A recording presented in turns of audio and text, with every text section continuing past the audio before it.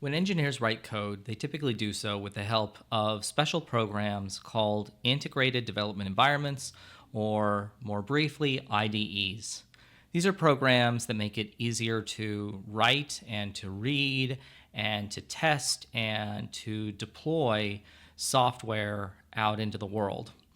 As we've talked about in class, the development of artificial intelligence has led to a number of these IDEs being integrated with AI tools to help further improve developer productivity.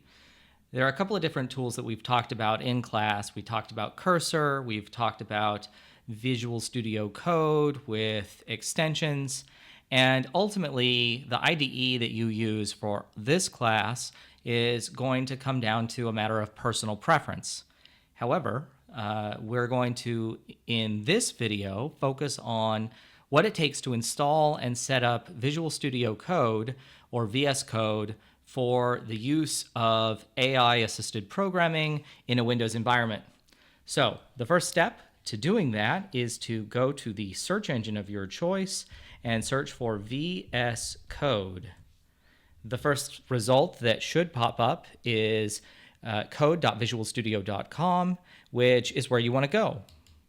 And when you do, you're confronted with a big button that says Download for Windows. This is the button you want to click.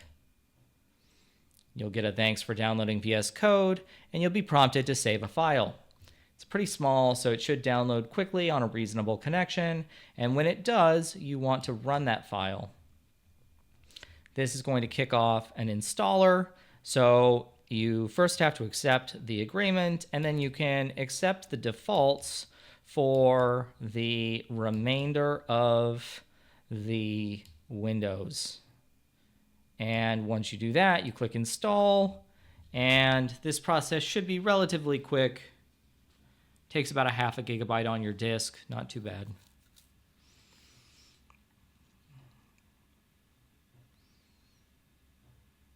Once we have VS Code installed, we'll be prompted to run it. It appears that that is only sometimes successful automatically running.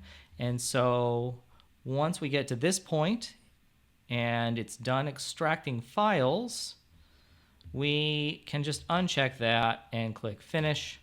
And then we can just manually start VS Code ourselves. So it's Visual Studio Code, but it should pop up if you just, in the start area, just type VS. So we're going to run that, and when we do, we should see some options. Over here to the left, we've got a File Explorer, we've got Source Control, we have extensions. Right now, we have not yet opened a folder. So what we're going to do next is we're going to want to open a folder, and we're going to want to get that from GitHub.